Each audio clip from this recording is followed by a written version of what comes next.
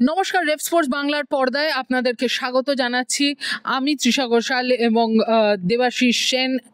আমরা train bridge থেকে আজকে আপনাদের বাড়ির পর্দায় চলে এসেছি, আর আমরা এসেছি এখানে ট্রেন ব্রিজে কভার করতে Indian women versus England women কাল খেলা, বা আজকে কিছুক্ষণ বাদে খেলা।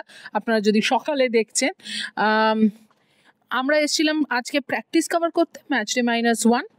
দেবাশিস দা, প্রথমেই আমি বলবো যে ম্যাচ নিয়ে বা প্র্যাকটিস নিয়ে তো পরবর্তীকালে কথা বলবো। দুটো জিনিস, এক, প্রথমবার ইংল্যান্ড উইমেনও খেলছে এই মাঠে, আর দ্বিতীয়, একটা জার্নালিস্ট ছিল না, এত বড় বড় কথা সবার। হ্যাঁ, এটা একটু মানে অবাকই হলাম তৃষা। মানে অবশ্যই আমরা যেখানে দেখছি যে এই মুহূর্তে ভারত এবং ইংল্যান্ডের মধ্যে পুরুষদের টেস্ট সিরিজ চলছে, যেখানে আমরা দেখেছি যে কি পরিমাণ উন্মাদনা, সেখানে কিন্তু একই সঙ্গে কিন্তু এই ইংলিশ সামারে কিন্তু ভারতীয় মহিলা দলও কিন্তু সফর করছে ইংল্যান্ডে। সেখানে কিন্তু এই যে ট্রেন ব্রিজ ক্রিকেট গ্রাউন্ড যেখানে আমরা এই মুহূর্তে দাঁড়িয়েছি, সেখানে কিন্তু আগামীকাল প্রথম সে 5 ম্যাচের সিরিজের প্রথম ম্যাচ। কিন্তু সেখানে সাংবাদিক সম্মেলন বলো কি ম্যাচ ইন্ডিয়ার ট্রেনিং সেশন কভার করতে একটা লোকও নেই, একটা মিডিয়া প্রতিনিধি নেই। এবং এটা unfortunate, because you need to back our girls as well as a women cricket team as well. মানে তুমি একদিকে বলছো যে জেন্ডার ইকুয়ালিটি, আর সেখানে তুমি পুরুষদের ক্রিকেটের জন্য তুমি মানে এন্টায়ার মিডিয়া কন্টিনজেন্ট সেখানে ফোকাস করছে ছেলেদের ক্রিকেটকে কভার করতে। যদিও আপনারা জানেন যে গতকাল ক্লোজ ডোর প্র্যাকটিস ছিল, এবং সেখানে মিডিয়া অ্যালাউড না থাকলেও কিন্তু মিডিয়া সেই প্র্যাকটিস সেশন কভারও করে। কিন্তু আমরা কিন্তু বার্মিংহাম থেকে কিন্তু সোজা চলে এসেছিলাম নটিংহামে, just to capture the Indian training session. এবং সেই সঙ্গে স্মৃতি মান্দানার যে প্রি ম্যাচ প্রেস কনফারেন্স ছিল, সেখানেও কিন্তু আমি আর তৃষাবাদে কেউ ছিল না। একটা মাত্র প্রশ্ন নেওয়া হয়েছিল ঠিকই ভারতীয় সংবাদ মাধ্যমের তরফ থেকে, যেটা ইন্ডিয়ান টিমের মিডিয়া ম্যানেজার জিগার মেহতাই নাই, কিন্তু প্রতিনিধি বলতে একমাত্র আমি আর তৃষাবাদে কেউ ছিলাম না।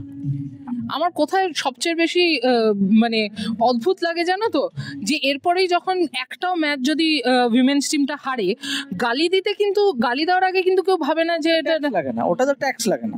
একদমই তাই। এবং সেটা দেখো, জেনারেল পাবলিক দিলে কোনো বড় ব্যাপার না। এখানে অনেক বড় বড় জার্নালিস্টরা আছে, যাদের আমি নাম নিতে চাই না, তারা কিন্তু লেখে যে উইমেন্স টিমের ডেপথটা কোথায়, যদি স্মৃতি না খেলে তাহলে কে খেলবে। আমার মনে হয় না যে বাড়িতে বসে এমনিও জানতে পারবেন যে কে খেলবে স্মৃতি যদি না খেলে, যদি প্র্যাকটিস সেশনে না আসে। এবার প্র্যাকটিস সেশনে সোজাসুজি চলে আসি। আই থিঙ্ক প্রথমে পয়েন্টগুলো বলে দিই, তারপরে এক এক করে ডিসকাস করবো। প্রথমেই ওয়ার্ম আপ হয়, তারপরে ক্যাচিং ড্রিলস হয়। এবং ক্যাচিং ড্রিলটা দু রকমের হয়, যে 3 জনের গ্রুপ ভাগ করা হয়। 2 জন থাকে 25 ইয়ার্ডের সার্কেলে, আর 1 জন থাকছে বাউন্ডারিতে। 2 রকমের ক্যাচ অমল মজুমদার নিজে দিচ্ছিলেন। তারপরে দেখা যায় একটা কনফারেন্স হয় এখানে। তুমি ওই ব্যাটিং কনফারেন্সই মেনলি হয়, এবং স্মৃতি মান্দানা, যে হয়তো আজকে ক্যাপ্টেন্সি করতে পারে, কারণ গতকাল হরমনপ্রীত কিন্তু প্র্যাকটিস সেশনে আসেনি। স্মৃতি যদিও প্রেস কনফারেন্সে পরিষ্কারভাবে বলেছে যে হারমান অ্যাভেলেবল ফর সিলেকশন, কিন্তু নাও হতে পারে, নাও খেলতে পারে, দেখা যাবে। তারপরে অমল মজুমদার বলেন, প্রথমে স্মৃতি মোটামুটি 7 থেকে 10 মিনিট বলেন, তারপরে আবার আরও 10 মিনিট ব্যাটিং গ্রুপটাকে অমল মজুমদার কিছু বলেন, এবং তারপরে 3টে নেটে ছড়িয়ে যায় ব্যাটাররা। প্রথম নেটে ছিল ইয়াস্তিকা রিচা, সেকেন্ড নেটে ছিল আমনজোত এবং জেমাইমা, এবং সেকেন্ড নেটে বল করছিল স্পিনাররা ইন্ডিয়ান রাধা যাদব, স্নেহ রানা, এন শ্রীচরণী, ক্রান্তি গড়। মানে পেসারদের মধ্যে ক্রান্তি গড় এবং অরুন্ধতী ছিল, স্পিনারদের মধ্যে স্নেহ রানা, দীপ্তি শর্মা, রাধা যাদব এবং এন শ্রীচরণী ছিল। আর এই দিকের নেটটা, যেটা মানে তৃতীয় নেট, সেখানে ছিল আমাদের ওপেনিং জুটি স্মৃতি মান্দানা এবং শাফালি ওয়ার্মা, এবং তাদেরকে থ্রো ডাউন দেওয়া হচ্ছিল, কিন্তু বল করছিল শুধু সায়ালি সাদগারে। স্পেশালি স্মৃতি মান্দানাকে সায়ালি সাদগারে শর্ট বল করছিল। শাফালিকেও কিন্তু দেখা গেছে যে শর্ট বলের এগেনস্টে প্র্যাকটিস করতে। তোমাকে যদি দেবাশিস দা বলি, আপনারা যদি আওয়াজ পেছনে শুনতে পারেন, সেটা এই কারণে, কারণ ওরা অডিও চেক করছে।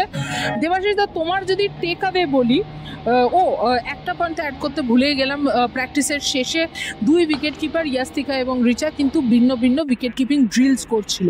দেবাশিস দা, তোমার কাছে আসবো, কি points from the practice? Exactly তুমি তো বিশ্লেষণ করলেই সুন্দরভাবে, মানে you have left no points. কিন্তু আমার যেটা বিগেস্ট টেকঅ্যাওয়েজ হচ্ছে যে স্মৃতি মান্ধানার ব্যাটিং অবভিয়াসলি একটা বিশাল একটা রোল প্লে করতে হবে। If India have to win this series 5 match T20 series, she has to lead from the front along with Harmanpreet Kaur, দুজন আমাদের এক্সপিরিয়েন্স ব্যাটার। এবং সেই সঙ্গে সাফ আলি, আপনারা সবাই জানেন যে ওয়ানডে ক্রিকেট থেকে বাদ পড়েছে এই সফরে, এই চলতি সফরে কিন্তু ওয়ানডে দলে নেই সাফ আলি বর্মা। আজকে কিন্তু দীর্ঘক্ষণ সাফ আলিকে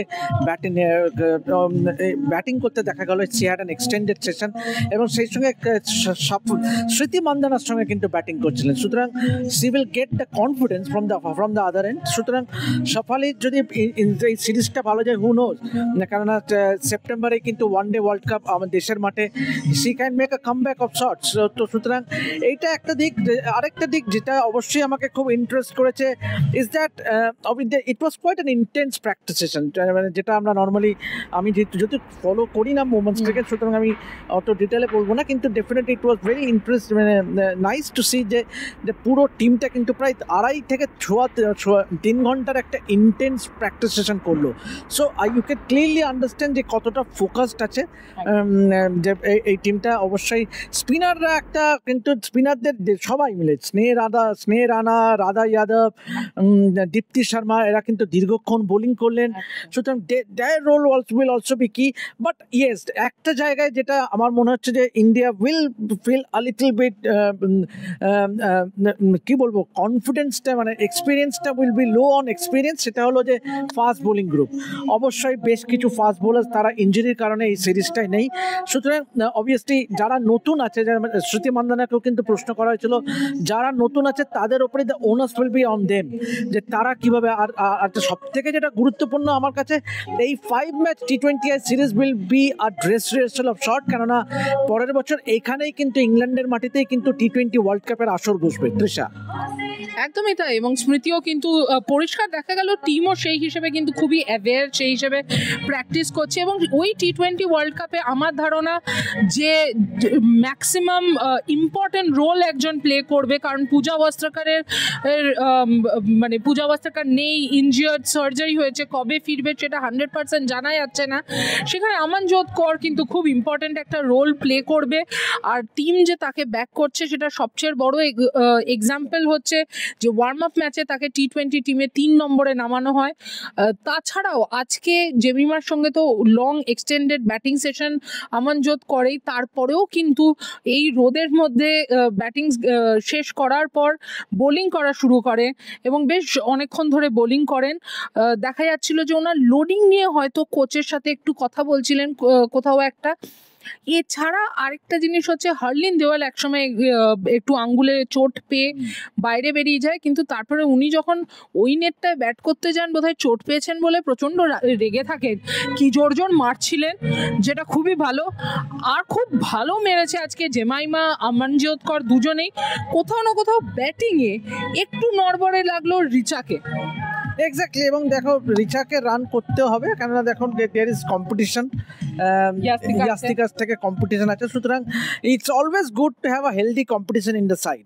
সেক্ষেত্রে whoever place will need to prove a point, be it Richa বা ইয়াস্তিকা, যেই খেলুক না কেন। বাট দুজনকে কিন্তু দীর্ঘক্ষণ উইকেট কিপিং প্র্যাকটিস করতে দেখা গেল কিন্তু towards the end of the practice session. Trisha, একদমই। এবং দুজনেই কিন্তু সিমিলার প্র্যাকটিস করলো। আরেকটা হচ্ছে যেটা, দেবাশিস দা, যদি হারমান না খেলে আমি খুব একটা সারপ্রাইজ হব না যদি ইয়াস্তিকা অ্যাজ আ ব্যাটার খেলে, কারণ Yastika as a left handed batter not bad. আমি জানি অনেকেই তার T20 ব্যাটিং নিয়ে অনেক প্রশ্ন করে, বাট আমার মনে হয় যে তাকে চান্স দিয়ে দেখা যেতেই পারে, কারণ এখানে ব্যাটিং অনেকটা সোজা হবে T20-র ক্ষেত্রে স্পেসিফিক্যালি।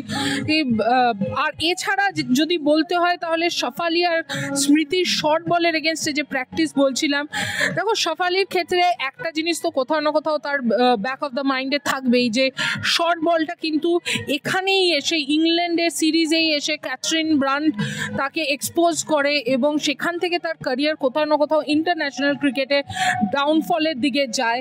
আজকে কামব্যাক করছে, এটা নিয়ে আমরা স্মৃতিকেও জিজ্ঞেস করলাম এবং স্মৃতি বলল যে ট্রাক লোড অফ রান করেছে ডোমেস্টিকে, অবভিয়াসলি ফিরছে। আমি খুবই এক্সাইটেড সাফ আলির সঙ্গে খেলার জন্যে।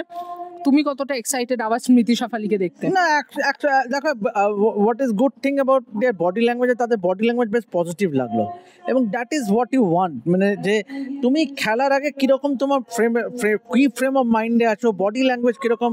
তো I think both Smriti and Shafali look very confident out in the middle. এখন দেখার হচ্ছে they need to translate that form into the match. এখন ম্যাচে কী করে তার উপরেই নির্ভর করবে। But having said that, obviously she will have the bigger motivation of trying to make a comeback in the ODI squad. সুতরাং এই 5 ম্যাচের T20 সিরিজটা will be very important for Shafali. একদমই। আর শেষ করার আগে একটু হালকা ইংল্যান্ড প্র্যাকটিস নিয়ে বলে রাখি, ন্যাট সিভার ব্রান্ড ব্যাট করছিলেন, খুবই অসাধারণ ব্যাট করছিলেন, উনি অসাধারণই ব্যাট করেন, এবং সেই রিদিমে ব্যাট করতে গিয়ে ওনার নিজেরই টিমমেটের হেলমেটে মেরে দেন জোরে একটা। আর আরেকটা হচ্ছে যেটা ইসি ওয়ং প্র্যাকটিস করছিলেন round the wicket to bowling to left handers, main left hander of course ইন্ডিয়ার টিমে স্মৃতি মান্দানা, তো কোথাও না কোথাও বলা যায় যে স্মৃতি মান্দানাকে উইকেট টু উইকেট বল করার চেষ্টা মানে বল করার সেই লাইনটায় প্র্যাকটিস করছিলেন। এছাড়া সোফি একেলস্টনেরও কিন্তু কামব্যাক, সোফি একেলস্টন ইনজুরির জন্য ছিলেন না। আর শেষ করার আগে এটাই বলি যে দেখুন, ডিফিকাল্ট হয় জানেন তো এতগুলো স্পোর্টস একসঙ্গে করতে, ভালোবাসি করতে, সেই জন্যে করি, চাই আপনাদের একটু সাপোর্ট, আর কিছুই না। সমস্ত খেলা নিয়ে অবভিয়াসলি আপনাদের সামনে আমরা আসছি। মেন্স ক্রিকেট তো কভার করছি, উইমেন্স ক্রিকেটেও পৌঁছে গেছি এবং থাকবো আগামী দিনে। তাছাড়া মিক্সড ডিসেবিলিটি টিম ক্রিকেট খেলছে এখানে, সেটা নিয়েও রোহান আসছে। কালার স্টোরি আপনারা আশা করি দেখছেন, কারণ আমরা স্পোর্টিং কালচার এক্সপ্লোর করার চেষ্টা করছি। আজকে তো দেবাশিস দা একটা ফাটাফাটি ইন্টারভিউ নিয়েছে, পরে রিভিল করব কার। আর তাছাড়া অবভিয়াসলি ফুটবল বলুন, রোজ রাহুল দেবাশিস দা যখন থাকে, দেবাশিস দা অর্ধেক দিন ময়দানে বিভৎস খেটে নিয়ে আসে নিউজ আপনাদের জন্যে। আমি বারবার কেন বলছি যে আমরা খেটে কাজ করছি, কিছুই না, যাতে আপনারা একটু সাপোর্ট করেন। আপনাদের একটু সাপোর্টে কিন্তু লাইকিং দ্য ভিডিও, শেয়ার করা, একটু সাবস্ক্রাইব করা। দেখুন, obviously as a startup we have done phenomenal job in last 3 years, 3 বছরের আমাদের বয়স, কিন্তু এখনই কিন্তু এই যে to cover the India England series, আমরা যে একটা বিশাল একটা টিম, 9 জনের টিম, তো definitely we are trying to make a difference, which we are definitely. এই যে ওমেন্স ক্রিকেট যে আমরা কভার করতে এসেছি, এই যে ওমেন্স ক্রিকেট যে আমরা কভার করতে এসেছি, ইটসেলফ ইজ আ প্রুফ যে we are definitely making a difference. দেখুন, অনেকটা সহজ, যে মানে মেইন ক্রিকেট কভার করতে এসেছেন তার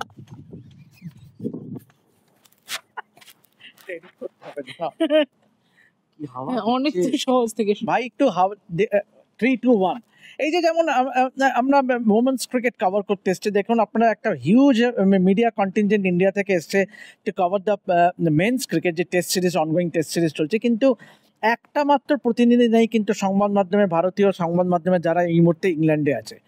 এখানেই this is wire rape sports is making a difference. সুতরাং আবারও যেটা বলছি, ডিসেবিলিটি, যেটা তৃষা বললো, ডিসেবিলিটি ক্রিকেট থেকে, ফুটবল থেকে, উমেন্স ক্রিকেট থেকে, এবং সেই সঙ্গে পুরুষ ক্রিকেট তো আছে। তো আপনারা কাইন্ডলি সাপোর্ট করুন রেপ স্পোর্টস বাংলাকে, এবং বাকি যে প্ল্যাটফর্ম রেপ স্পোর্টস হিন্দি এবং রেপ স্পোর্টস ইংলিশকেও, তো এভাবেই সাপোর্ট করতে থাকুন। তৃষা, কি বলবো আর? একদমই তাই, সাপোর্ট করতে থাকুন, লাইক শেয়ার সাবস্ক্রাইব করতে থাকুন। আর আমি যেরকম টুপিটা ক্যাচ করলাম, আশা করি সেরকমই ইন্ডিয়া ক্যাচ ধরতে থাকে, ম্যাচ জিততে থাকে। দেখতে থাকুন রেপ স্পোর্টস বাংলা।